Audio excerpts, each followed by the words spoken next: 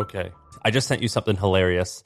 I've been following this Twitter called Mugshawtys, and it's like a play on mugshots. And No, it's beautiful. we talked about this. Did we talk about Mugshawtys?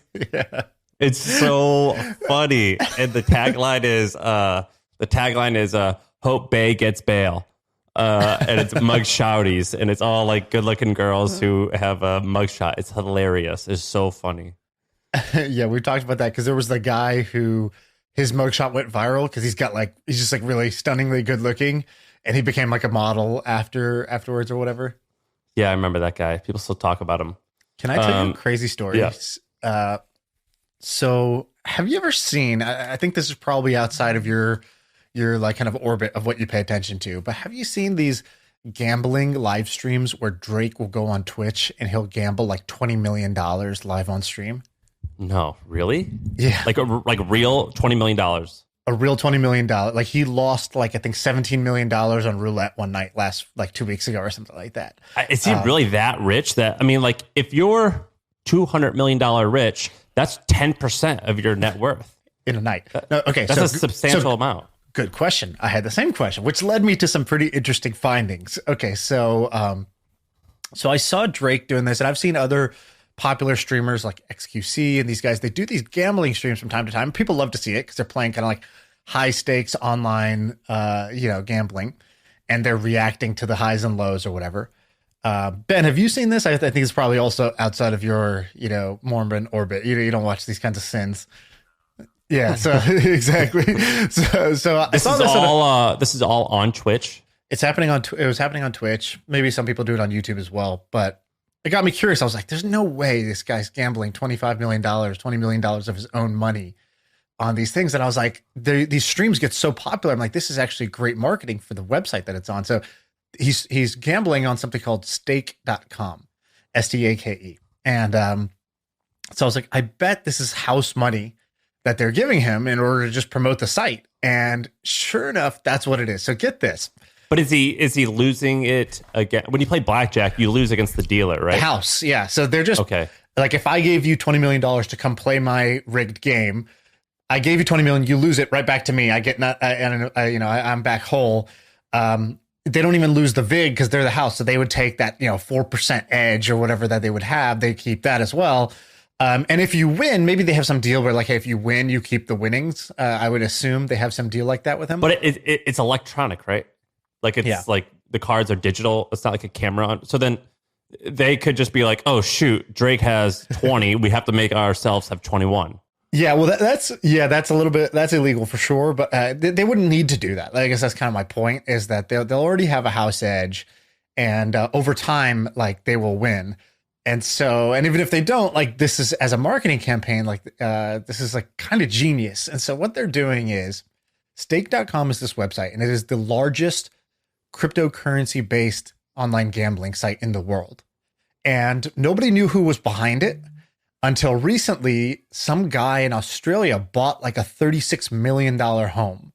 And they were like, who is this? Well, you're in your 20s. How did you buy a $36 million home all cash? Like he was in his 20s?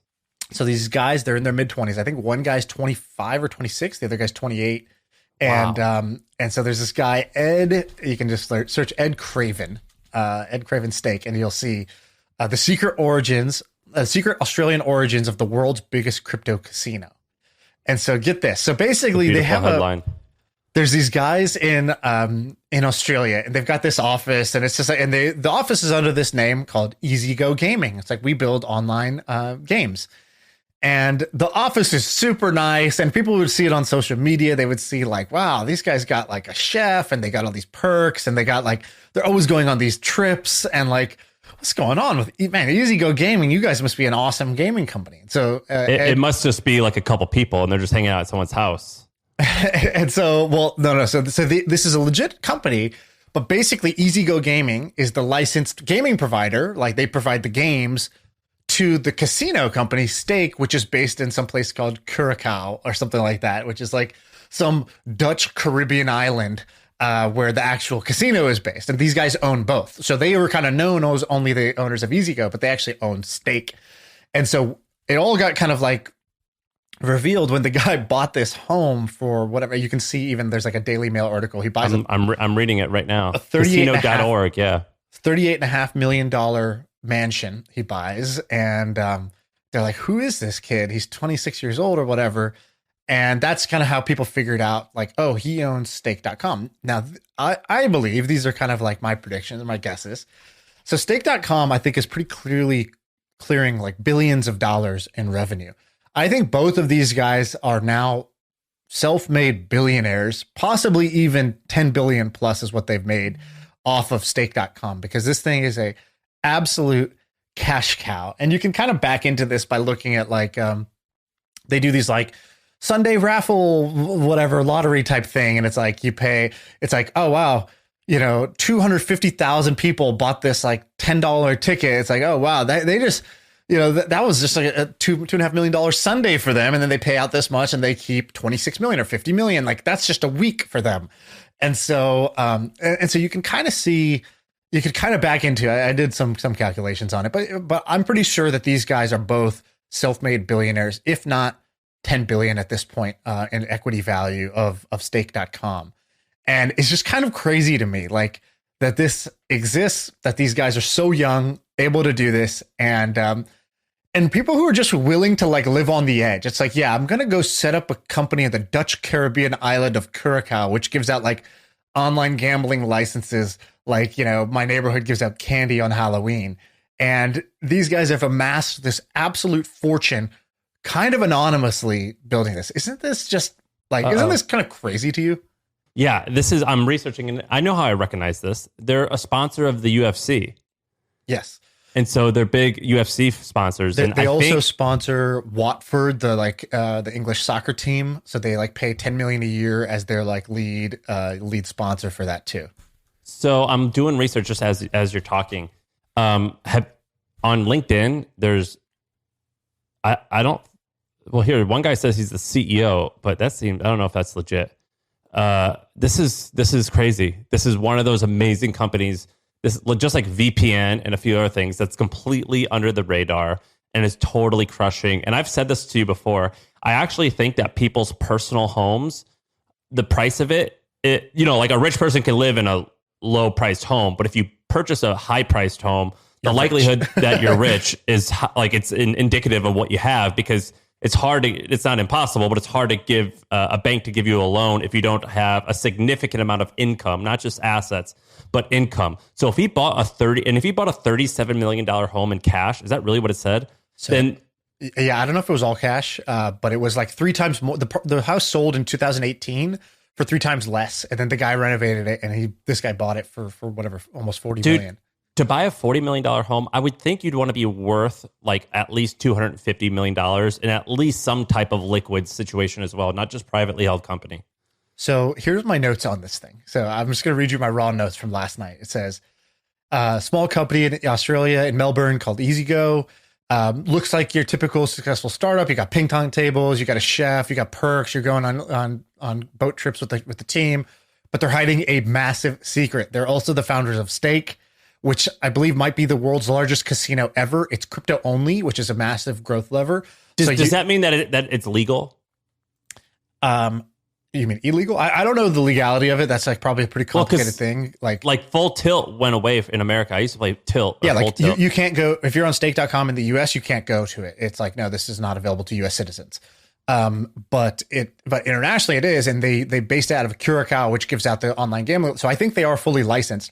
But they use crypto, which I think lets them do things like as they say, KYC, AML, like know your customer. So basically, I think you could just transfer in Bitcoin or whatever, and you could just gamble it on the site.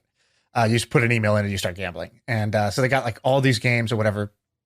I think that they're paying Drake like $20 million a month to be the like sponsor of this thing. Which no way. Do you really think that much? Because he's gambling at those stakes, and I'm pretty sure that's all house money. I don't think Drake is promoting this company by putting in $20 million of his own money and losing it every month. Well, they're not giving him $20 million. They're saying you can win up to 20 million, or you can. No, they're giving him house money. They're giving him a chip or a credit line that basically says, here's $20 million to go play on the site. You probably can't just cash that out. You have to gamble it here. But I'm pretty sure that's how it's working. That would be crazy. I mean, like, okay, so the private, some of the private equity guys, like Steve Schwartzman and a few other folks who founded Carlyle and BlackRock and Blackstone and all that, there's some years where they'll get paid like $800 million or $500 million because of performance. But $20 million a month is $240 million a year. There'd probably, I can't imagine there's more than 100 people in the whole world that earn that much income. Right. I mean, of course, there's a lot of people who earn like paper gains, but who earn that much income in a given year. That would be absolutely astounding. So get this. So the guy buys this house for $40 million. They also own multiple penthouses, like the top floor of the Eureka Tower in Melbourne, which is the largest skyscraper. But here's what's even more interesting. When they were 18, when one of them was 18, the other guy's 20, they started something called primedice.com. It's still up if you go to primedice.com. And it's basically a crypto gambling site where you just bet, is it going to be what's going to happen? It's like a heads or tails. It's like a roll of the dice, and you could just wager on it. And like, here you go. And you can just see people just betting constantly on what the dice is going to roll out to, right? And like what they're going to win for it. So they created this when they were back in, 2013. It says, I think on the site, it says largest crypto gambling site since 2013. So they're pretty early on that. This site is wild. Do you see all the live users betting money? Yeah, it's crazy. And it's just look at this one guy, Shane Recover, is just betting over and over again. This company, this is such an amazing find. This company alone, this Prime Dice thing, is awesome. So then let me tell you some of the other things that come into it. So basically, I think one of the YouTubers that they pay, or maybe a Twitch streamer, this guy Aiden Ross, I think is getting paid a few $million per month to do it. That I think there's pretty good authority on. $3 million a month. Yeah. No, I think $2 million a month. Okay, now let me go into more. Okay, so all of that was like, this is all like not confirmed, but like these are now like some rumors. So, or I guess this part's not a rumor. Like if you go to their website, you could see that there's a company called Medium Rare NV, which is incorporated in Curacao. That's the company that holds the gaming license. If you Google map the address, it's just like a shitty warehouse building that you'll find of like where this company is based.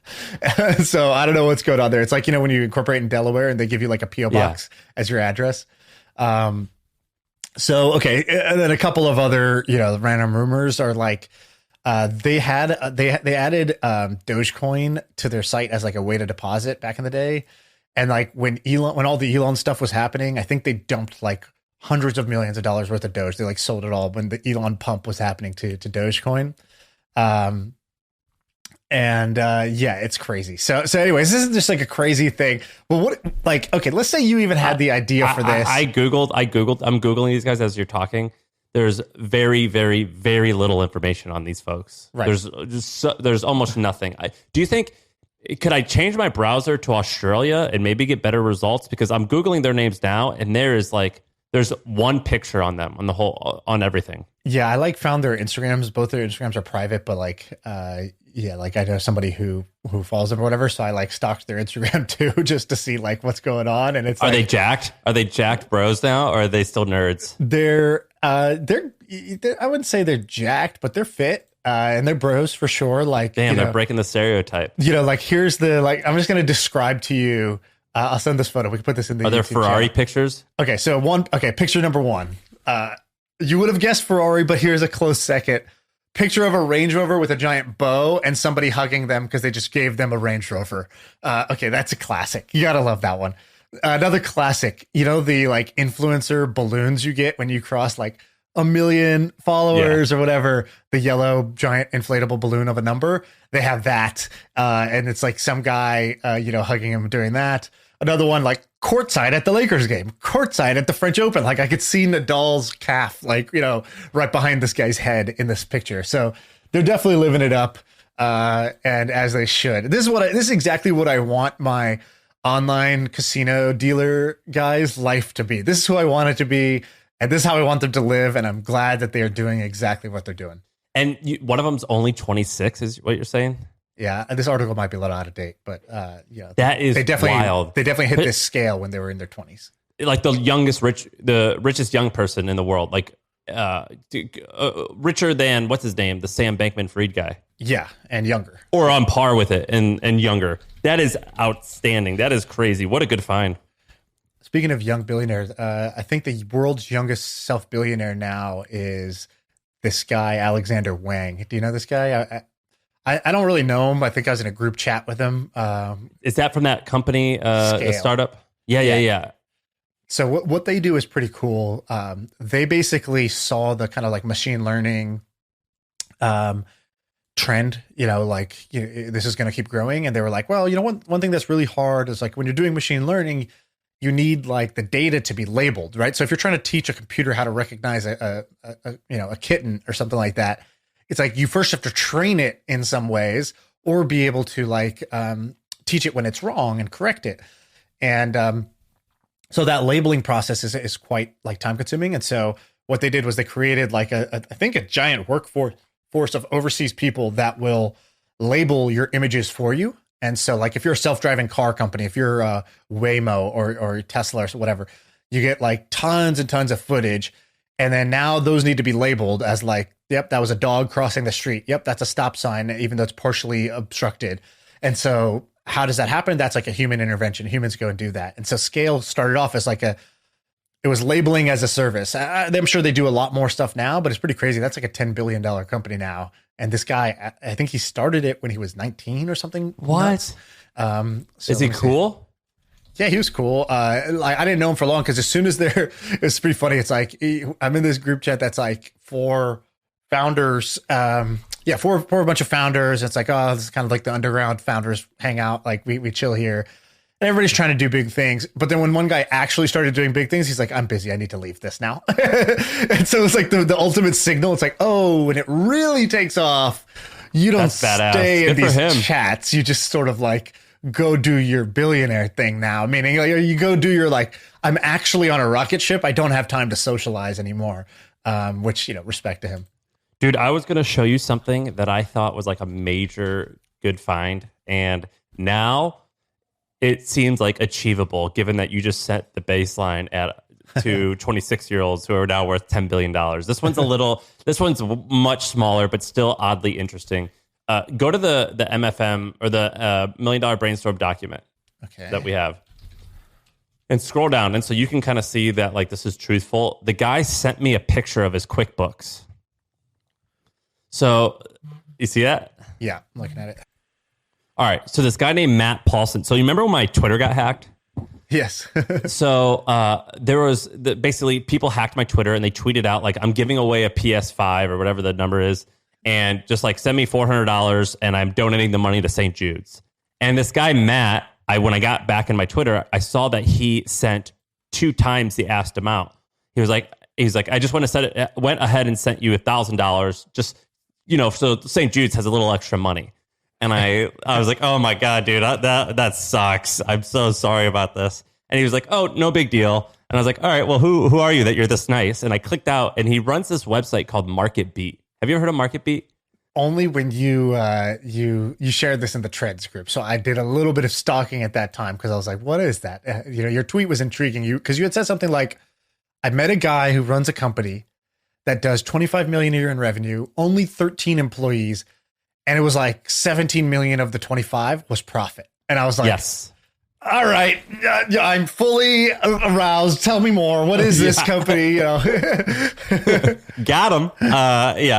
And so he sent me a picture of his QuickBooks and he was like, here's the profit. I mean, keep in mind, this doesn't include my huge salary. My huge salary is part of the expenses, but we actually do 17 million in profit. The P&L that he sent me, it's like, I think 13 million in profit. So it's called Marketbeat, marketbeat.com. And for the first 2 years, it was just him.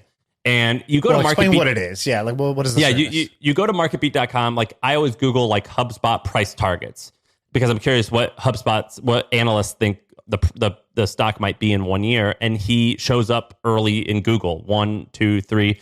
If you Google Amazon price targets, Target price targets, whatever, like any company. And he calls it a web portal, but if you didn't know better, you would look at it and just call it a media company. So you see different headlines and different news. It's kind of like Wall Street Journal, but really even more niche and just for stocks, just for dividend stocks. And it's just a way to really quickly see headlines of what's coming up. So it's kind of like a portal or a data aggregator where you could just like see like, all right, this stock has an earnings call on this date. So it's basically just a place to get information, but it's also part media company because they publish 250 articles a month. And they have contractors who they pay $150 per article to write these. But he told me, he goes, regardless if the articles don't actually add to any of our revenue, people come to the website mostly just to see like the stock prices and things like that. And so right now the guy has 11 employees, and I actually have a list of 13 employees. I have a list of what they all do. He's got 4 developers, 4 support people, 1 ad guy, 1 accountant, 1 content manager, 1 marketing assistant, and him. And they make money through subscription and through advertising, most of which comes through advertising. They've got 15,000 subscribers who pay between $20 and $40 a month. And 1 ad guy selling all these ads. And it's mostly direct marketing. And he's got a bunch of different brands. Like he's got... so you're going faster. So the just to break down that revenue, it sounded like subscriptions is something like $4 or $5 million a year out of the 25. Is that right?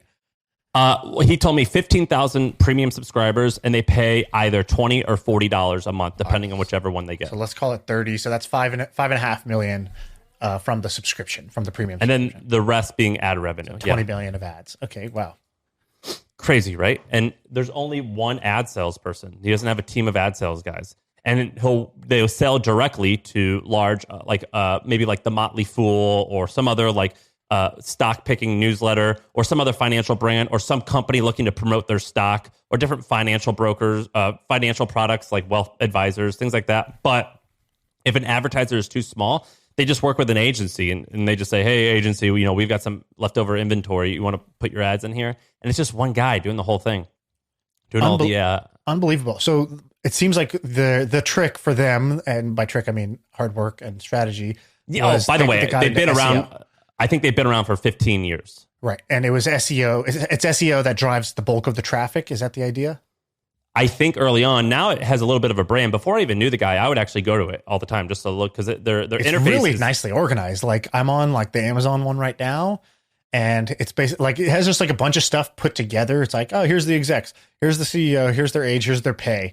And it's like here's the here's the percent shareholding, amongst these different groups. Yeah, here's it's the like analyst targets, etc. It's kind of ugly by traditional web, 2.0 standards. Like it doesn't meet any of the design requirements that like Airbnb would approve of. But in my mind, it's perfect. It actually is designed beautifully. Like it works wonderfully. And so it's like a cluttered website. It kind of looks like Drudge Report or Craigslist or something or eBay. Like it's this messy website, but I think it's quite good. We need to put together a compilation of what I'm calling Sam's Ugly Ducklings. And this is an example of Sam's Ugly Ducklings, which is his website that like, who the fuck even heard of this? It doesn't look super fancy. It's kind of been around for a while. It's got this like niche, passionate audience. Drudge Report is one. This is another. You've showed me like 10 of these in the last year. And I think people really dig these. And so we should do an episode that just highlights each one of these. And it doesn't have to be like a podcast. It's almost like a screen share. Maybe it's just for YouTube. Or like there's this guy reaching out. He's trying to turn our podcast into like an ebook or whatever, like a really nicely designed PDF. We should have him do it on your Ugly Ducklings because he's got extensive notes on what you talk about in each episode. Really? So, this guy in India, I forgot his name, but I'm talking to him right now. To get one of these made for us because I think it'd be dope, right? Like that'd be sick. Dude, it's embarrassing. Like I get some people who are like, now there's people who are like, I would say kind of like a little more successful in the tech industry that are getting into our podcast. Whereas I feel like before we were kind of like a different audience for whatever reason. like kids, almost like kids. It was not kids. It was more like just like entrepreneurial, I would say is definitely a big component of it. Which might be kids, but might be like somebody in their 30s that wants to make a change or whatever. Or it's just like, yeah, I own this awesome business. I'm based out of, Peoria, Illinois. And it's like, what the fuck? Who are you? And how did you find us? But like, that was more of our main target. And now I'm getting people that are like kind of in the heart of Silicon Valley that are like, dude, I kind of got hooked to the podcast. And I'm like, dude, I've been telling you about this for like 2 years. And they're like, yeah, it's actually good. And they're like, what are like the best episodes? You got like 200. And I was like, I don't really know. He's like, well, what's like a web place to find the most popular ones? I was like, I don't have it. He's like, is there a place with summaries? I was like, nah, not really. He's like, well, you have all these ideas. Is there a compilation of all the ideas? I was like, there should be. Someone, I think, made one once. It's like all the obvious, like kind of like growth things that you would do or like onboarding things you would do. We've done none of. And so I'm like kind of embarrassed about that. But I'm not embarrassed. Who cares? It's working. Yeah, I just think it'd help us. Like, I think I would want that if I was getting into a podcast. And this is funny. Let me tell you how I found out about Marketbeat. I was reading Starter Story. I like that website, Starter Story. And one of the questions is, what books and podcasts do you read? And he said, on the podcast front, I really enjoy listening to My First Million, which breaks down unique ways that business owners are using, unique ways business owners are generating massive profits. That's how I found out about this guy, is because he said he listens to us as his only podcast. Oh, nice. That's great. Who told you that they're listening? I don't want to say their name, but, someone cool. That's cool. That's always funny when people listen. Dude, I was with my dad when I took my parents to Europe, and I brought my parents to this conference, and my parents are like, in their 60s from Missouri, and they were walking around this conference, and they were like, oh, we love swag. They call it swag. I think it's like, it's supposed to be swag. They go, we love swag, which means free stuff. And they're like, oh, let's go to this company and get this. And it's like some like European sales marketing company. I'm like, Dad, like no one gives a shit about like, sales.io. Like, yeah, I don't know what they do. Yeah. And he's like, oh, let's go talk to him. I'm like, dude, you don't even know what that means. I can tell you they go, what do they do? I'm like, I can use words to explain it, but you won't understand. And so he's, well, let's go get some swag. They're giving away like free bouncy balls. He thinks it's like shawarma, but it's just.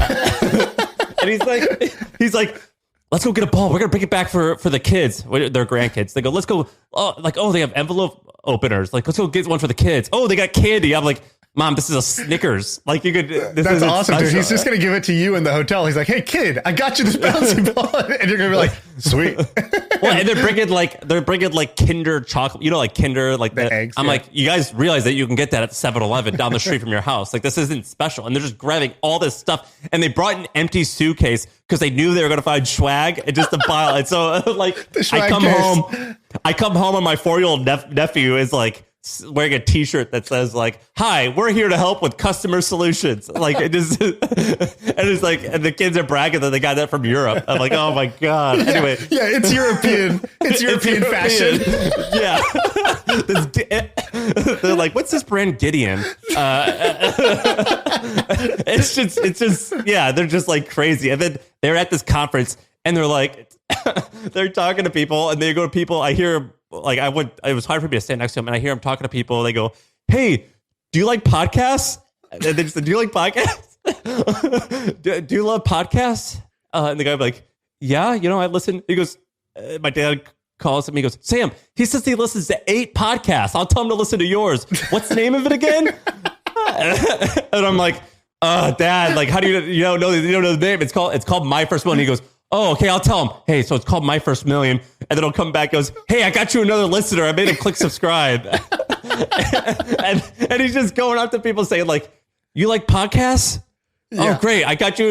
I'm going to have you subscribe. And he doesn't know the name of the podcast. Every single time he goes, what's it called? $1 Million Podcast? He's like, I listen to it all the time. It's my favorite. But what's it called again? My mom does the same thing, dude. She clicks every ad in my newsletter. She's like, I clicked your ads today to help you. I'm like, Mom, I don't know. I don't think that's not going to count. It's not going to do anything. She's like, no. You said you get paid if they click, right? And I'm like, well, kind of. You got to like go buy the thing. And then she's like, oh, I'm not going to buy it. I'm like, yeah, you also don't need to click it. In fact, you don't even need to read it. I don't think you're very interested in this subject, Mom. That's hilarious. That is so funny. God, it's so funny. You should have seen them walking around, just like putting around this conference, like saying like, oh, Sammy, let's look at this booth. And it's just, I don't even know what it is. Like, I don't even know what it is. You know what I mean? And it's like procurement. And I'm like, I don't even know what that means, Dad. Neither do you. You definitely don't know what that means. Yeah, dude, that's so funny. You said procurement. So Romeen, who runs like, he's basically my partner in my fund. And Romeen's got this company that's like a kind of like an old school but baller company based out of like Georgia, right? Yeah, so he lives in Georgia. So he's like in the tech scene, but he kind of lives in Georgia and runs kind of like a bit of an old school, more service based company that like I think his wife's dad or something started. And he like took it over and like grew it a bunch and is doing great with it. So I think the business does like $50 million a year or something. It's like a sizable business. And so I've asked him, I think no less than 15 times. Like, so what does your business do again? And he'll be like, yeah, we do procurement for SMBs and for whatever enterprise companies. And I'm like you get office supplies? I can't wrap my head around what procurement is. And he's like, you know what the word procurement means, right? And I'm like, yeah. He's like, so it's that. And I'm like, but see, I guess I don't know what the word means then, because I still don't know. Does anyone use Staples anymore? Like I don't. Yeah. And it's he's like, it's not office supplies. It's like, you need a vendor for something. But I was like, so then why wouldn't you just Google and get the vendor? He's like, yeah, but like bigger companies, they just do it differently. They need like this middleman who's going to basically like help them get the things that they need. And I'm like, you get paid for that? And he's like, yeah. Is it like someone who just like knows all the people who do blank and they just it's like you need vendors. I think I still fucking don't know, dude. Like, I'm on explanation number 17. In fact, I just feel bad now every time I ask him or I try to tell somebody else what he does, because I'm like, I clearly don't know. It's almost like like there's like a spot in my brain where there's just like, if you did a scan, it would just be like, oh, there's some dark cloud here. It's like, yeah, that's the part of my brain that's trying to understand procurement, and it's just never happening. It's just like a fuzzy region. So I've got a story related to this. So 2 days ago, Saturday night, I went out to dinner at like a fancy place in St. Louis, and we get to dinner, and my dad goes, my dad goes, hey, the president of NASCAR, I guess NASCAR like performed or raced or whatever you call it yesterday, Sunday in St. Louis, and he goes, my dad likes NASCAR. He goes, that's the president of NASCAR, like Jim Nance, or I don't forget his name, and the football commentator. Yeah, the football. I think it was Nance something, not Jim Nance. Yeah, not Jim Nance. And and I was like, oh yeah, he's sitting with this guy named David Stewart. He's like the second richest black man in the world, and it's pretty funny. I knew exactly who that rich guy was because he's worth like $4 or $5 billion. And I start researching him, and I was like, yeah, I've seen that guy before. I've seen him in articles because he's like the second or third richest black man, and he's from St. Louis. He's like the richest guy in St. Louis, and he's got this company called Worldwide Systems. You've never heard of that, have you? No. So it does $14 billion a year. And it's like the fourth or eighth, like in the top 10 largest privately held companies in the world. And him and his partner just own the whole thing outright. And what they do is they're a systems integrator. And that's one of those words like procurement. I heard that and I'm like, what does that mean? And so I went on this deep dive. I'm like, I got to figure out exactly what they do. I don't understand this. And then like it says they're a Cisco systems integrator. And I went to Cisco's website and I'm like, what does Cisco do? Yeah, I'm like, they're like networking, hardware networking, or like networking hardware. And I like read those words and I'm no, like the website will just be like networking redefined. And you're like, I didn't know the first definition. Now it's redefined. Great. Yeah, but I didn't know we had to change that definition. And then like they talk about like switches and stuff, and I'm like, I don't know what like a switch is. I guess it has to do with electronics. Like I didn't have any idea what this stuff did. But I Google it and like I know that Cisco is like one of the largest companies in the world, but I don't know what it is, and so I had to research it. It took me forever to figure out what a systems integrator is. Do you know what it is? Dude, no, I don't know what SAP does. I've been on a mission also to understand what SAP does for a long ass time. And they're European though. They got a different word for everything. We'd never be able to figure that out. And I feel like sometimes I'm watching TV and it'll just pop up SAP, and I think it means like closed captioning or Spanish or something like that. I'm like, oh, wait, this is different. Now I'm super confused about SAP. Yeah, but I don't even know why they named their company after their stock ticker either. It's kind of weird. But they so a systems integrator basically. So what my father-in-law does for a living is if you're like Chase and you have 100 employees working on floor 18 and you're like, hey, we got to move these 100 employees up to floor 43 in the same building. He studies it for a few weeks and then you go to home for work on Friday and you come back on the floor 47 and you sit down at your desk that's already set up and everything just works and there's no downtime. And I think system integrators kind of do that. But like if you're a $20 billion company and you're selling like a $3 billion division to this other thing, like they have to go to work one day and like all their computers are new or like this new setup exists. Or if you're like a hospital and you're like, we need an app. And it's like, well, it's not as simple as just like check it into your lobby and saying you're there. Like you got to like integrate all this crap into it. And I think that's what they do. But I don't know why they don't just call it like an agency. You know what I mean? Yeah. So I don't know either, but I do know, like, I guess like jokes aside, there's basically things that are like NetSuite. NetSuite's another one of these where you're like, I don't know what is NetSuite? Is that like QuickBooks but different? It's basically like I I mean, I'll butcher the thing, but like, I mean, people use it for like inventory management, for example. So it's basically like a database that's like usable for, like it's usable in a couple different ways. It tells you what you got. It tells you what's like running out. It tells you what you need. It'll tell you kind of like, it'll help generate a purchase order. It'll do things like that. By the way, if you go to NetSuite's website, I just went to it. It says complete procure to pay purchasing. Oh no, procurement. Ooh. It has to do with this too. But basically, there's entire companies. I think this is what like the P word. What Deloitte and other consulting companies do a lot of, which is basically they teach your company, like these businesses, these programs are so unintuitive that there's entire consulting businesses that generate billions of dollars a year that just go to a company like like right here on their website, Lovesac uses them. So it's like you go to Lovesac, you're like, great, you guys sell giant beanbags, huh? They're like, yeah. Like, you notice things are getting a little out of hand, getting a little willy-nilly now that it's growing so much. Like, yeah, it is. Sure is. Don't you wish there was just a way to have everything organized in one place and a system that just all talk to each other and every one of your employees can log in and interface with it? They're like, that sounds pretty good. So I just go set it up on my own. I just go to the website and they're like, no. We do that for you. It takes 12 months and we will add NetSuite to your thing. We will add Oracle. We will add these different services to your, we will integrate them into your current business and we'll train your employees on how to actually use it. Is that what service revenue in a SaaS line? So if you go to like Atlassian and look at their annual report, there's a huge amount of services revenue. So do they charge? I don't know what how they what they bucket in services. I would have thought like, does that mean just the software?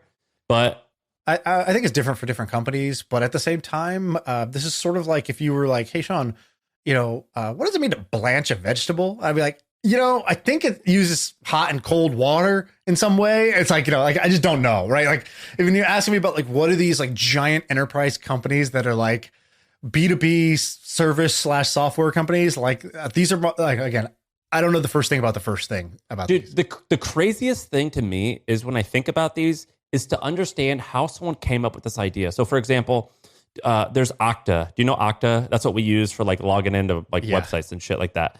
Or there's what's that one? Snowflake. You know Snowflake? Yeah, like a data. So like those are all companies that are founded relatively recently, like in the 2005, 2015 era.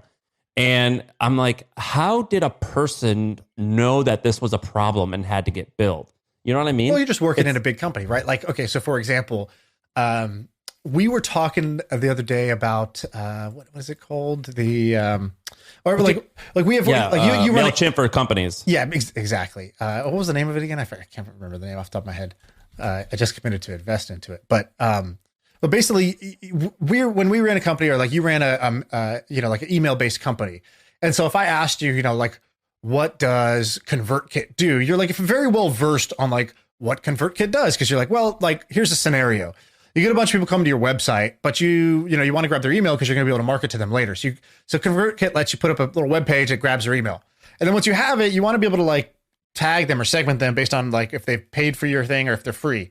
And then like, wouldn't it be cool instead of like waking up every day and like writing the same email over and over again, you could like automate a sequence of emails. One that goes out on day 1, one goes out on day 3, one goes out on day 10. And it's like you saw a problem in your business and therefore, you kind of understand what the solutions are and you can even create them. Well, there's another one that's like that this is basically what happens when you work inside of a large company. You're like, oh man, there needs to be a solution for X. You just see a problem and you're like, there needs to be a solution for X. But you understand that context because it's like we spent basically 15 years just starting companies from scratch. You started media companies. I started more like software, social networking type of companies. And we've done content a bunch, so we can tell you all about content. Like, we just don't have that same frame of reference to that, like somebody who's been like, somebody who's uses Salesforce every single day for like 10 years, then they understand why you need this like Salesforce add-on or app.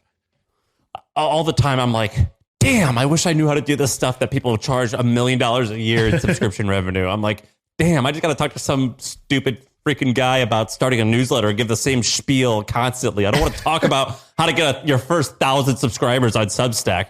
I'd rather get paid like $1 million a year to do X, Y, and Z and get 100,000 customers. Yeah, I mean, yeah, exactly. And this is why, like, when I was at Twitch, when we got acquired, I had wrote down, I'm going to walk out of here with like 10 ideas. And I used that import export framework, which is like, what are 5 ideas that Twitch would import a solution for. Like we need something, like when a country needs something, they import it. You know, like the US needs oil, we import it from whatever, Iraq or whatever, Afghanistan, wherever it needs to come from, Saudi Arabia. And so in the same way, companies have these pain points, and you're like, when you're sitting there and you're like, oh damn, if somebody had a magic way to do this, we would pay $100,000 a month for this. You know, we would pay X dollars for this. Like, for example, when I was there, I talked about this idea way back in the day, but like all hands, it's like at our company, you know, if I needed to say something to the whole company as a startup, I would just like literally fucking stand up at my desk and be like, hey, yo, headphones. We're doing this now. The company, we've pivoted to this. Okay, good. Or like, you know, we'd be at lunch and I'd just like stand up and say something. But like at a company like Twitch, 2,000 people, you know, there was like this organized every Thursday. There's an all hands. It happens at lunch. They do it at lunch because that's where they have like a captive audience of people that will actually sit there and pay attention because they're eating. And they would do the thing, and it had like a presentation, and there was like a conductor of the whole ceremony. And then there's like a Q&A, and they needed like this question and answer thing. Then they needed to stream it to remote employees. It was like all these things they had to think about. And we were just stitching together like these 4 different tools. It's like, we use this for the Q&A, we use this for streaming, we use this for the presentation, we use this for new employees, whatever. And I was like, oh, if somebody just made like a really good, like all hands software, I'm pretty sure you could get a company like Twitch to pay like $25,000 to $50,000 a year for your software. And it would need to be secure. It would need to be, you know, easy to stream on your phone. It would need to have the Q&A integrated, like et cetera, et cetera. And I believe that to be true. And like, I could go validate that, but I could have just gone and talked to like, you know, the head of the all hands thing and be like, hey, if this existed, would you buy this? And like, I saw that problem because I was there. Before that, I didn't even see that problem. Yeah. And we had talked about it. It was like a high school newspaper, but for your company. Yeah. And by the way, Workshop is the name. It came to me now. So what's the URL? Useworkshop.com. So it's pretty sick. We had talked about this before, which is inside, like we all have like MailChimp, or you have like SendGrid. You have a ton of different services to send mass marketing emails to customers. But like, there's actually internal marketing too that happens all the time. Like a company is like a small, like, you know, tribe, and like you constantly need like information and sort of propaganda from the top that needs to get to your employees. And whether it's like, hey, remember this Friday we're doing casual Friday, like, you know, whatever, don't wear underwear this Friday, but you have to like get some message across about like what's going on. Or it's like, hey, we had these wins in the company, like congrats to this team for launching this safety feature that saved us, whatever. And so what Use Workshop does is basically creates like a little MailChimp for inside your company. So it lets you do lists. Did they launch this because of our podcast, or were they already working on it? No, I think they were already working on it. And we just got connected when they were, they were doing it. Somebody pointed it out to me. They're like, hey, these guys are doing almost exactly what you're talking about. I reached out and they're like, and the guy was awesome. He's like, yeah, we had this past company that was successful. We kind of like, you know, like this is our second merry-go-round. We got the team back together to do this. And then it's like, it's working. Hey, we just signed this client, big name. They showed me the chart of revenue, and I was like, oh, this is like so spot on. Like I really think that a tool like this is going to exist and it's going to work. Yeah, this is sick. And like the design is just really good. Like if you go to the design of the page, it's like, just like clearly these people are good at, like, they're good at simple products. And that's kind of all you need to do to be able to build something like this. Is like nice, awesome, clean, simple, easy to use. And they have the use cases. So for employee engagement, for a change of management, company alignment, hybrid work, mergers and acquisitions, internal marketing. It's pretty sick. Measuring performance. Yeah, this is awesome. And like, you know, you send these emails out normally in your company. You don't have the open rate. You don't have the open tracking. You don't know who's actually engaged and who's not in your company emails. You don't know how, you can't test the subject line difference and be like, oh, this one got way more people to respond to the engagement survey or whatever we sent out. And so it lets the internal comms team like do their job better. They didn't really have a tool before this. I can't find this client info. Have you heard of HubSpot? HubSpot is a CRM platform, so it shares its data across every application. Every team can stay aligned. No out-of-sync spreadsheets or dueling databases. HubSpot. Grow better. Are you angel investing actively right now? Yeah. You stopped, right? Or you like took a break? Well, I've taken a break because A, the markets, and B, because I'm working on this. I got I could talk about it a little bit, but I got like 20 customers already for my new project. Oh, nice. Okay, let's talk about that in a second. Let's do the angel investing thing first, though. So I heard something interesting. Like my initial reaction was to do what you're doing, which was like, it's just, I don't know. The world's crazy. I lost a bunch of money. Everywhere I look, prices are going down. Like, stocks are going down, crypto's going down, everything's going down. Maybe I should just bunker down for the season and just like, chill out a little bit with investing in these like high risk, illiquid startups. But at the same time, then I heard somebody say something. I think it was somebody on All In on the podcast, one of their guests. He had said something. He's like, actually, they're like, are you slowing down? And he was like, no, this is the time to speed up. He goes, the last few years I was like getting pretty worried. And I thought like, maybe it's time to slow down because valuations were getting really high. There's just there's too much capital flowing around. Everybody's throwing money at everything. It's really, and when you would do a deal, it'd be like, you wouldn't be able to get all the information you need. It's like, hey, dude, we're closing. Like you're either in or you're out. You don't have time to do like certain level of diligence. He's like, I actually think that those like vintages of companies, right? Like, like a vintage of wine, like the 1985 Bordeaux was so good. It's like, basically that happens in startup investing too, where like certain vintages turn out really good. Certain are kind of dry. They don't have any big winners. If you look, basically after every kind of like market crash or recession is like those next 3 years are some of the best vintages for startups. And so like this happened after the kind of 2001 crash. And like the next vintage that came out was like had LinkedIn, had Facebook, had like a bunch of large companies. I agree with that, but like the valuations, maybe it could have changed. It's like feels like it's changing week by week. But like 2 weeks ago, when I was looking at a few deals, the valuations were still quite high. Yeah, I think they are coming down, and they're coming down week by week. You're absolutely right, and you could be disciplined on that, where you're just like, oh, you haven't gotten the memo that like what used to be 50 million is now 22 million, and what used to be 20 million is now 8. Like you need to get that memo, and some people just haven't got that memo yet. But like a lot of them have. I'm waiting like that amount, like just a few more weeks maybe until. So that's when I say wait, that's what I mean, because we were talking to people and they weren't budging, and I was like, well, all right, we'll wait. Right. And now I'm getting emails from some like portfolio companies, and they're like, you could see their cash balance and how much money they have left, and it's like, damn, man, I think there actually might be like a lot of things going out of business in 6 months. I think there absolutely will be. I mean, I'm getting a ton of, hey, we just raised this extra money. Like a lot of smart founders basically are like taking the bag while it's available, just to give themselves buffer, because like who knows how much worse it's going to get.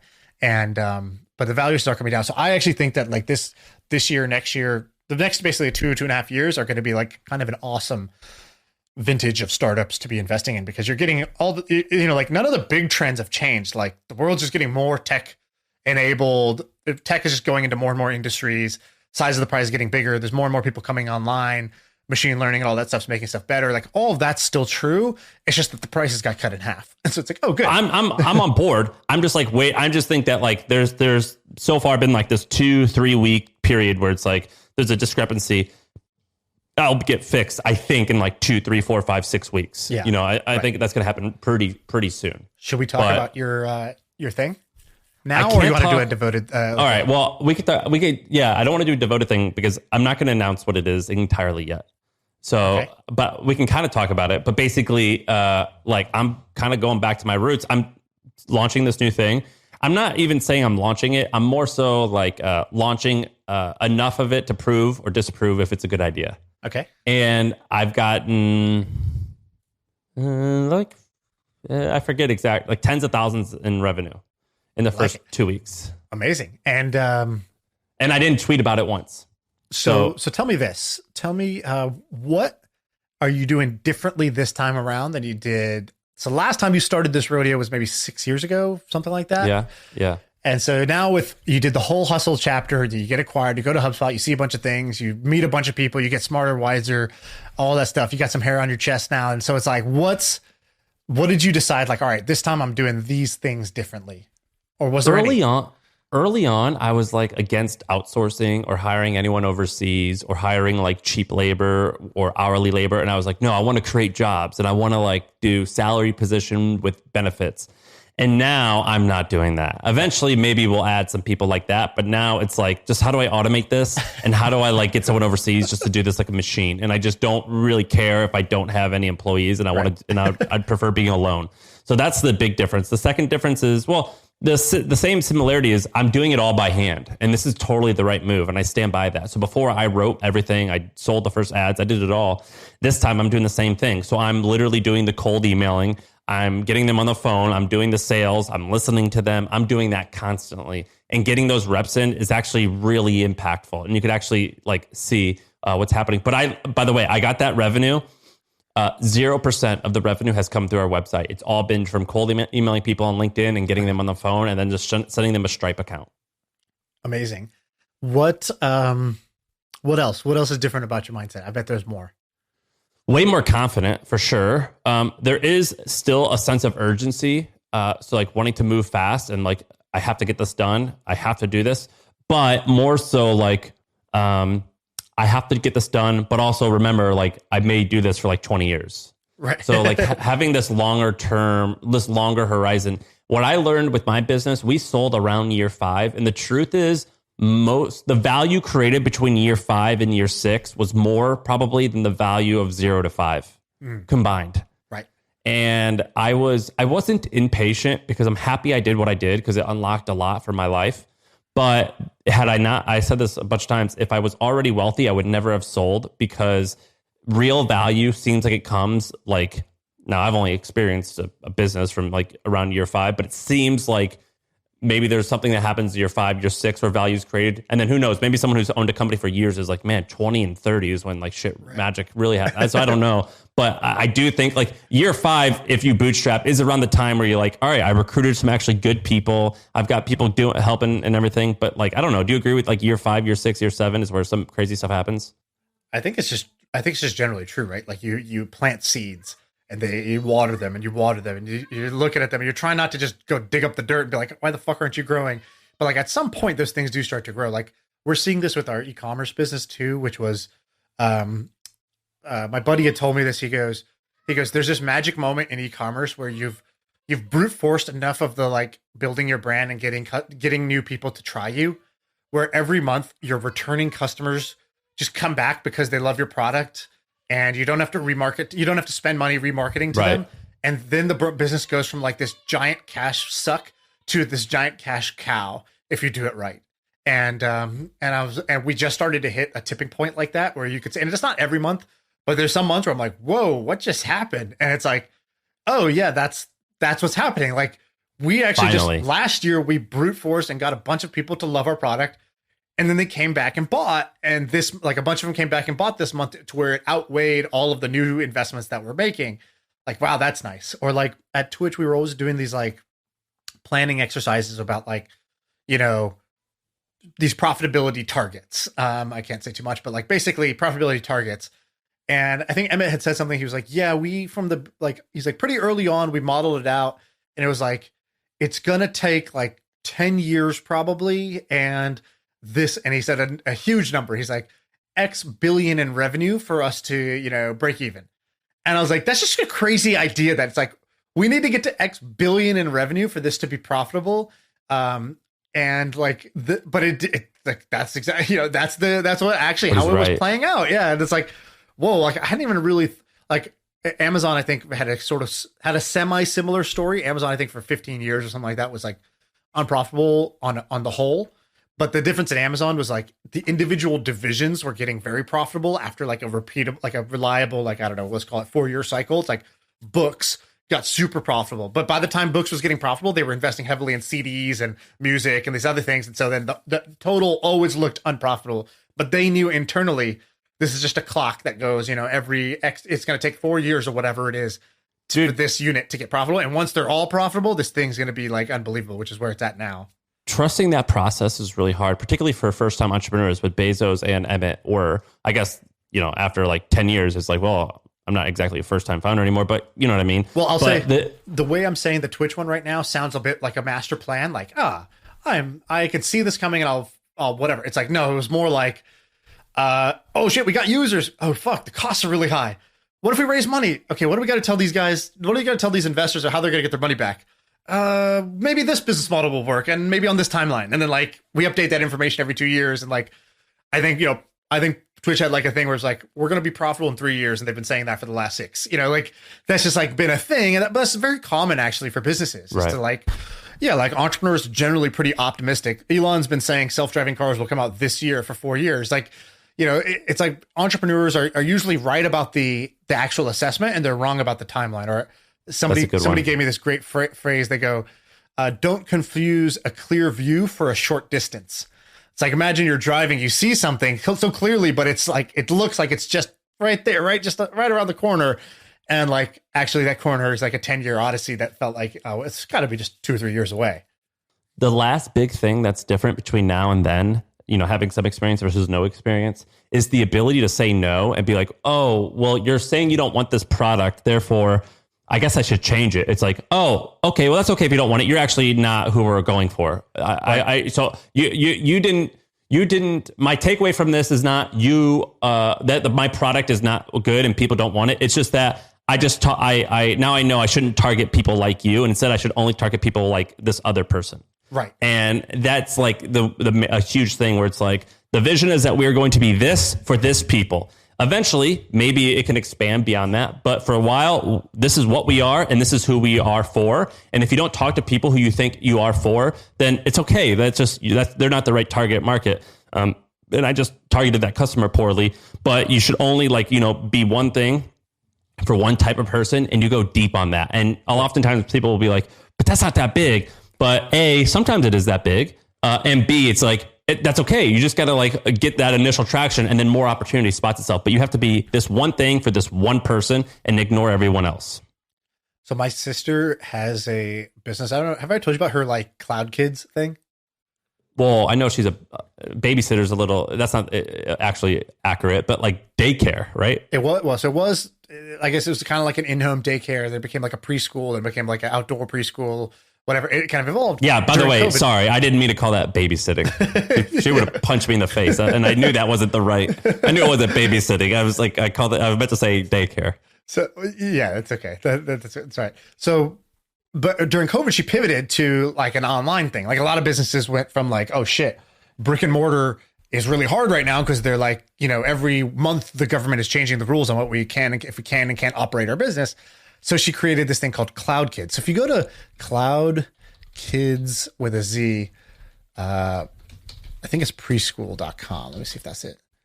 Yeah, Cloud Kids with a Z, preschool.com. So go to that website real quick and just look at this. I actually think she's done a pretty good job with the Cloud website. Kids. Cloud Kids what? Cloud Kid. I'll just put the link here. Cloud Kids with a Z, preschool.com. So check this out. So this is helping her with this has been pretty fun because she built this in Wix. I'm like, oh, Wix. Oh, it looks great. Who's using Wix? And I was like, all right, you need to add change the headline. You need to add a video. The video needs to be not a full on video. Just make it look like a teacher teaching something. Oh, dude, this looks amazing. Exactly. So now it's really good. It used to be get info. Now it's free trial, right? Just optimizing the landing page with her, headline, subheadline, button, hero image, reasons to buy, all that stuff. And then she's working with people in Fiverr and Upwork to do these designs. It's it's actually turned out pretty good. And so she created this thing, which is basically these small group classes. So let's say you have your kid at home, either because they're just my daughter, she's too young to go to school right now. We don't want to send her to full-time preschool, but we want her to learn something every day. And it's kind of takes a shit ton of energy to sit there and be the engaging, patient parent and keep your kid's attention and be I'll teach you how to write the letter W today. But with this, I'm I sit her down in front of the computer. I get the materials in front of her with paper and crayon. And the teacher is so good. They'll be all right, hi, high five. Let's sing our welcome song. And then they do all the things. And so for 1 hour, it's screen time without the guilt. It's she gets engaged it's cartoons, but it's not cartoons because she's actually like learning stuff and getting better. And so she created this service, and it's like, I was like, dude, this is actually a pretty good product. And she's hired these teachers, and the teachers are like in Florida and different places like that. So then she calls me, she's like, oh, I'm just like struggling so much with the growth. And so I was like, all right, well, like, tell me what, like, she's like, it's not working. And I was what were the numbers? And so she gives me the numbers, and she's basically like, I was like, okay, so let's draw the funnel. And she's like, what's a funnel? And I'm like, all right, just imagine like at the top, you're getting leads, like people who come to your website, and then some of them give you your email, some of them sign for free trial, some of them actually show up, and then some of them become a fully paid customer. So we drew that funnel out. It's like, oh, actually this conversion rate's kind of awesome. I was like, why do you, and I was like, so what's your cost per lead? Is that really high? It's like, no, it's like not high at all. And this is with like, this like $50 a day, $100 a day ad budget. Like, and she's just like, I don't even know how to do Facebook ads. I just put in like, 100 and I just wanted to see what would happen. And like, I was like, wow, this is actually like, this business is kind of amazing. So you pay back your customer in less than a month? She's like, I don't know if you say so. I'm like, yeah, like that's what your numbers say. You basically pay back before your ads bill is even due. That's like the ultimate like thing you want with an ads driven business is like to get the revenue from your customer profitably before you even pay your credit card bill. And to give the listener context, so prices range from $40 a week to, so you could, all right, I understand. So you can get classes 1 day, 2 day, 3 day, 4 day a week. It all ranges from like $160 a month to $400 a month. Yeah. And you get, it's basically, the tagline is actually quite good. Although the website needs a little work. Like I clicked on the FAQs and it goes to privacy policy. But that's all right. Live online preschool classes. The #1 live preschool program from home. This is a beautiful line. We provide the curriculum, teachers, and friends. Right. That's great. And then there's a video. Who is this? Like this woman who works for her? You don't have a white sister? Yeah, it's one of my teachers. And it is great. I'm all about this. This is beautiful. By the way, the art is actually really good. Yeah, I think it's pretty good, right? And so then the reason I bring this up is because you were talking about handling an objection. And what I learned when I was like diving in, I was like, your funnel is not broken. Your website is good. Your services, your retention is amazing. I was like, even your ad, like ROAS, your payback period is also amazing. So I was like, what are you talking about? This thing. And she's like, well, I mean, like I talked to like, so many people, they all just, they don't come back from the free trial. I'm like, but you're converting 20% or something like that from free to paid. That's like best on the internet. She's like, yeah, but like I talked to 8 moms that were like, we can't do it for this or this reason. And I was like, yeah, but 8 out of 10 knows. That means 2 out of 10 yeses. That's a 20% conversion. That's again, amazing. And the numbers back out where this business is like an awesome business. And I think in the site, what happened was the psychology, because I told her, I was like, hey, if you want to close more people, call everybody who just did your free trial and see if they'll convert to paid and be like, hey, I'm the owner of the school. How did you like it? So glad, I saw I dropped in on the class. I saw she was doing great. Like, do you think you want to continue? And like, do you want to do more classes? And like, oh, payment's a problem. Like we can help you with a payment plan. Cause a lot of the people who are doing this, they're like Detroit, inner city. Like there's a lot of people that are basically like, hey, I can't pay for full-time caretaking. I can't pay for even full school. Or like in Detroit, for example, what I learned through this was in Detroit, the public schools are full. So you just can't send your kid. Can you believe that? So people are like 6 years old and they're like, yeah, the school's full and I can't afford private school. It's like, I've never heard public school could be full. And like, that's what's going on in Detroit right now. Dude, is your sister's just like, move over, Shaan. There's a new big swing of D at the house. Well, the funny thing is she's got a better product in business than I have in any of my businesses. In terms of all the core metrics are stronger than all of mine. The product offering, the retention, stronger than anything. The problem is not a problem, actually. She doesn't want to like, she's not trying to do world domination. She's like, no, this would be great if we got to like 50 students. And like, well, then you'll want 100, right? She's like, no, because that'll be way more work. Like at 50, I already have these great teachers that can handle 50. I just want to fill up my occupancy. And like, she truly is like, well, because when I do that, and then I can go work out in the middle of the day. And like, I just want my lifestyle. I can go to my daughter's thing. Shaan, she has something that you'll never have. Oh no, the E word. Enough. Yeah, she does. She'll have enough. I went with my mother-in-law. She's like, hey, Sam, can I drive you to the airport? I was like, why? She goes, well, it's 2 hours to get there. And I need you to explain to me how online commerce works because I want to start a store. And this was 2 or 3 years ago. And I like did the ride and I told her how to use the store. Now she's got a business doing like $500,000 a year. And I was like, so why don't you scale this? Why don't you do this? Why don't you do this? You could be like, I'm always like, you could be like the Black Martha Stewart. Like, you could crush this. And she's like, but I like taking Tuesdays and Thursdays off. And I was like, oh, all right. Right. Well, but if you made more, then you could take Tuesdays and Thursdays off. She's like, I could do that right now. Right. So, yeah, it's the same exact thing. And I'm like, but, and just to finish the point on the rejection thing, what I learned was when she called people and 8 people in a row said no, it was like completely demoralizing to her. And she started to question everything. It's like, am I going after the wrong market? Do I have the wrong product? Am I priced too high? Am I this? Am I that? And I think it's really important to be able to back out numbers. I've seen the same mistake on fundraising all the time. So it sounds kind of silly when it's like, oh, my sister's little preschool. Oh, she has 20% conversion rate. Obviously that's good.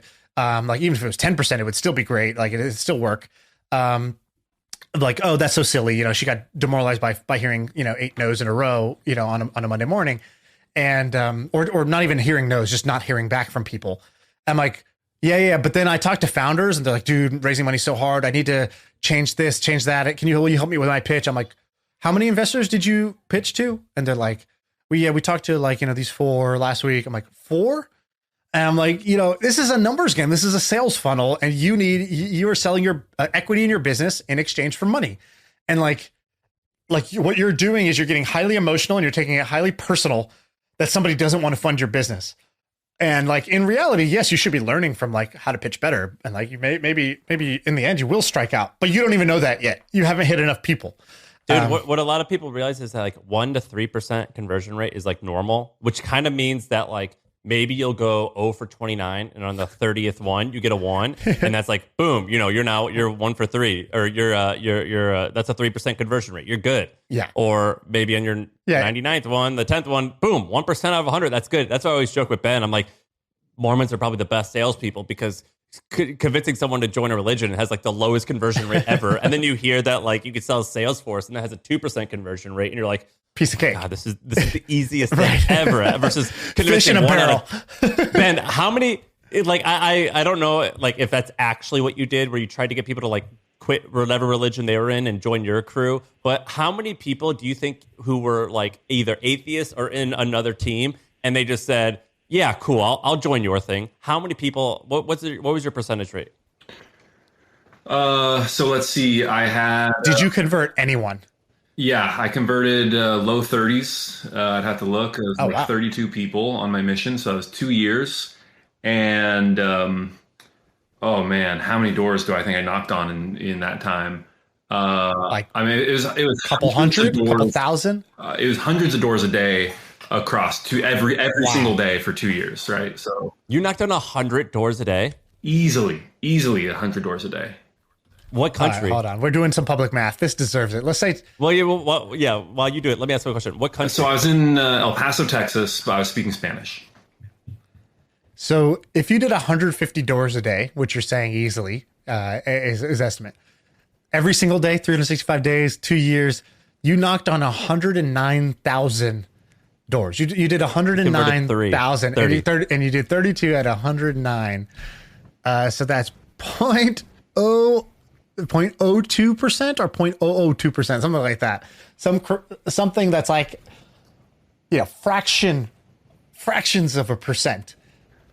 Dude, how about the fact that your friends were all going to these cool places in Africa or South America, and they sent you to El Paso? Yeah, but I mean, what? My brother went to Prague, my sister went to Moscow. We had what's his name, Austin from Lambda School, which is now Bloom Tech. He went to Russia. He was in Russia or something like that. He said he converted 0 or 1. He was like, because we'd asked him what would be good. He's like, 1 would have been great. Yeah, for where I was. So that's the trade-off you make, is that like, my brother and sister were in much cooler places in Eastern Europe, but like Eastern Europe is hard, man, like really hard. But I thought so I guess you're dealing with mostly Mexicans or some type of Hispanic. They're the most hardcore Catholics there are. They're willing to bail. Well, so what you got to realize though, El Paso is like very transitory. A lot of people just got there from Mexico, and so it's like, I'm not really going to my church that I used to go to. Maybe I'm looking for something new. Like my life is already changing. I'm open to something new. Facebook has a similar feature. It's called Recently Moved, and those are great people to target. It's true. Dude, Recently Moved is an awesome group of people to target because they're changing their life. Yeah, exactly. If you have like a weight loss thing. Ben, can you give me the like speed version of what is the pitch? So you literally physically knock on a door. I open up. What happens? Yeah. So essentially what we're taught to do is... No, just like do it. Man. In Spanish. Yeah, do it to me. Do it to me. No hablo. You got to do it. Okay. So. You guys gotta bear with me. It's been so I'm 34. It's been 13 years. You did this 100,000 times. You know this like the back of your ABCs. Okay. So I'd say, hi, how are you? My name is Elder Wilson. I got my companion with me. This is Elder Lopez. How how are you today? Just whatever. Hi, good. I'm doing great. Yeah. Nice to meet you. Gosh, I'm sorry. Hold on. Let me think about this. What do you want? Okay, we'll give you a second. Once I get into it, I can get into it. But like, how would I first start? That's what I'm trying to think of. How many times did people tell you to F off? I couldn't begin to tell you. I mean, more often than not. Do they train you, or you just have to figure out how to sell this? You go to, so you go to 3 weeks of training if you're speaking English. If you're learning a language, it depends on how difficult the language is. I got 6 weeks of training, I think. Do you carry mace? No. No weapon? No, nothing in, like a whistle? You have a whistle? No, I think maybe the women, it might be up to their own discretion. Maybe they do some stuff like that. I have a friend who got stabbed. He was in Honduras. Like a good buddy of mine got stabbed on his mission. I guess that guy Ben, just put him up. Man. Lethal and weapon here. Yeah. No, I am trying to think of how it'd start off with just like, we're missionaries from the Church of Jesus Christ of Latter-day Saints. And you start off by asking them questions like, do you believe in God? Are you someone who believes in God? Yeah. Like, well, what do you believe about God? Do you go to a church? Oh, yeah, I go to a church. And so you start with kind of relating to them about their faith. And then you say, well, our message is that, you said you believe in Jesus Christ. We also believe in Jesus Christ from the Church of Jesus Christ of Latter-day Saints. And what we believe is that the same church that Christ established when he was on the earth 2,000 years ago was lost for a period of time. And so no one had the complete truth. But that it's been restored again, that exact same church. And so that's why we're out here trying to talk to people. If you knew that was true, that Christ's church was back on the earth, the same one that he established, is that something that would be interesting to you? Oh my gosh, this is awesome. The wolf, just a sales call. The wolf of the wolf Provo. of religion. The wolf of Provo. This is great, man. Dude, that's fascinating, man. I feel That's like, so by the cool. way, to whoever runs the budget at the the Mormon Church, me and Sam are available for consultation if you need some tips on how to brush up that opening script. I think maybe those first few lines, maybe we could give you some other hooks, maybe some other ways in, because Also, like, have you seen the trends on TikTok where it's like a baby or something like running away and they overlay audio that says, "Excuse me, ma'am, can I talk to you about the Lord Jesus?" Or can I talk to you about the Lord, ma'am? Have you been to church lately, ma'am? Where are you going? Can we please talk? It's like always like something funny running away. You guys should pounce on that, man. Would it be valid to do your mission through TikTok? Like, if you were like, I'm going to make amazing TikTok videos that go viral and help spread our mission, like, could you do that? Is that like, or it has to be door knocking? Well, no. So during COVID, a lot of missions kind of went to social media, essentially. Now you got to realize that like your mission is like it's a rite of passage, really. Like for 2 years, when I was 19 to 21 years old, I didn't have any contact with my family except for I wrote them an email once a week, and then I got to call home on Christmas and Mother's Day. That was it. So like completely separated from my past life, like doing this extremely hard thing. And so during COVID, missionaries did like start doing like social media missions because they couldn't go to people's doors and talk to them. But my impression was like, man, that sounds like it sucks. Like you missed out on the rite of passage. Like I wouldn't want to do that for 2 years. Like that doesn't sound fun. Just exploring yourself, losing your virginity, going to parties, converting people. Well, the funny thing is, like, no mission, baby. It's definitely not. Yeah, you're saying it, man. That sounds like it sucks. I wouldn't want to do that. And like when you described like not seeing your family and like having to like whatever you said, like No, but the thing is. Like if you're going to wash your knees every day or whatever, like you want it to be hard. You want it to be like this, like life-changing, difficult, crazy thing that you do with your life, not like sitting behind a computer for 2 years. That's the difference between Mormons and Gentiles like us. Yeah, exactly. There's a bunch of heathens. Dude, I spent my whole life avoiding hardship. Like, well, I would be in the military or like, the Mormon church or whatever. Like if I really wanted to lean into like difficulty, I spent my life running away from difficulty. We are not the same. Yeah, we are not the same. Then it is like a big cultural thing. It's hard to explain how excited I was for this agony of 2 years. Oh my God. Well, that's why you're, are going to be probably more successful than both of us. And happier. So we'll and happier. Yeah, and more emotionally I have healthy. a ton of respect for anybody who does that. I also have even more respect for whoever was able to convince people to do this. I think that is like one of the greatest, greatest like organizations that's been created, like with such a strong pull that its members would take such a like large, movement in like to support it. Like, and they're obligated to convince 10 other people to join. Yeah, I'm trying to get somebody to give me their email address for like 2 seconds, and I'm like, and this they have is so to give hard. you Like, they have to give you 10% of their income. They got to give you 10% of their income and go and recruit about 50 more people.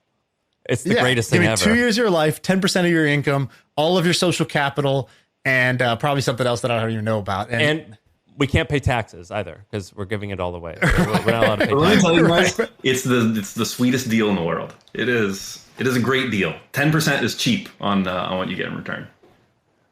Wow. Oh, wow. Amazing. And you have to believe it's the greatest deal in the world. Oh, fantastic. I will say this. Even better. Wow. Amazing. I didn't even enjoy this, man. I've never seen that. I'm convinced now. You're like, do you guys want more? So I'll tell you this. I pay 10% of all of my income. I donate a ton of time. It sucks all my time. I gave 2 years. I paid for 2 years to be on this mission. Okay. I give up a lot.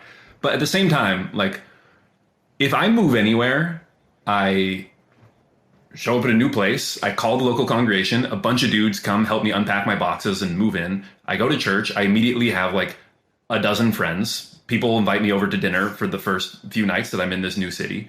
If I need a job, there's someone dedicated in the congregation who will help me find a job. If I'm ever like down on my luck and I need food, the Church of Jesus Christ of Latter-day Saints will provide me with food, make sure I don't go hungry. Like, you just described being a famous podcaster also, by the way. Sam went on a road trip last year and was just like, hey, who wants me to drive their car? And people are like, here's the keys. And he's like, hey, anybody here's wife want to cook me dinner and give me a massage? People are like, honey, Sam's in town.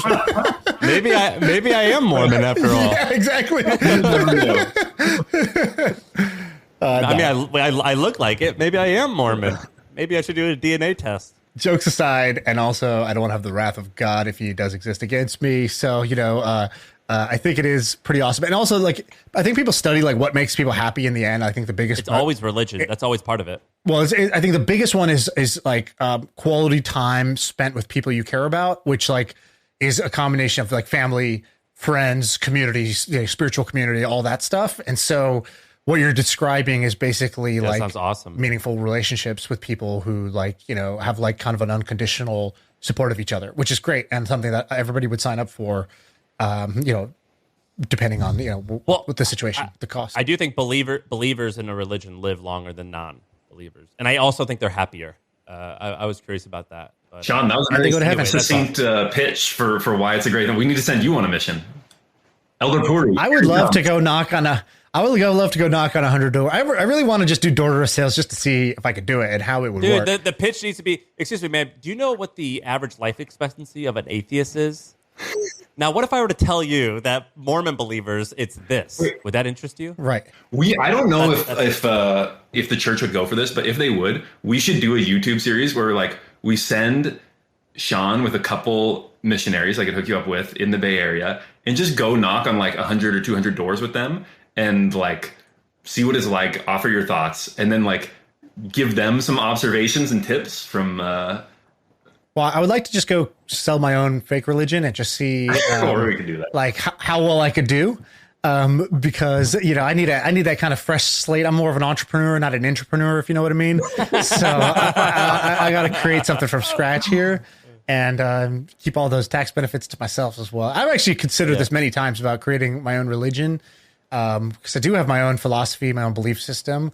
I do share it with others, and it's a life operating system. And I don't like taxes. And I think that it's fantastic to own a religion or to own a church of a religion or whatever. And you're Indian, so you can be a guru. Like people expect that, I know. I mean, when I had the longer hair, I was much better suited for this.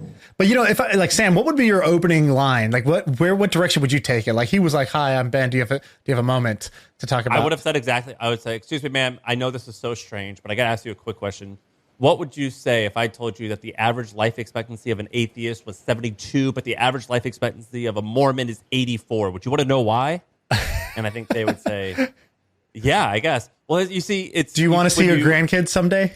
Yeah, because when you believe in a religion, it means this, and this. And it just so happens our religion, I would sell them on the idea. Well, that's why it was good that he started with, do you believe in God? Right? Because... Yeah, get the losers out of the way. Well, no, you got to separate. Are you talking to an atheist or are you talking to somebody of another religion? Because you can't... You got to know which way you're going there. The other way is, you do the thing where you're like, hey... I was just at your neighbor's house and I thought I would pop by, just so you're like, I hate when I get that. I'm in the neighborhood. I always say, which neighbor? Yeah, I was at the Johnsons across the street. And, I thought I'd stop by because blah, blah, blah. Or like, I really just wanted to chat with you for a minute. Do you believe in God? Or, maybe go with something that's like, I was just wondering, have you seen this video? Just hold up my phone of that TikTok of the baby being chased away. I was just trying to stun them into not automatically rejecting me, right? Like it's like, how do I get some curiosity, which would be something like, I'm going around the neighborhood. I'm just asking, do you go to church regularly? And they're like, oh yeah, right. Awesome. Would you say you believe in God? Yeah, I do believe in God. Where'd that start? Was that from your parents? Yeah, my mom was super religious. My mom too. And then I would try to do something like that. That's off the top of my head how I would try to build rapport quickly, is like get them to talk. Stick to podcasts. Stick to podcasting. Hey, give me 100,000 reps at this. I think I'd be pretty good by the end. Yeah, better than Ben and having to think about it. Yeah, Ben's response made me think he might not have gone on that mission after all. Hey, Shaan, I had 32 converts. You've got 0 so far, so you got to get on my level. I just don't know how you forgot the script you said 100,000 times. That sounds a little suspicious. Dude, over a decade's a long time, Shaan. A decade's a long time. All right, I got to go bathroom. I'll talk to you all in a little bit. Yeah.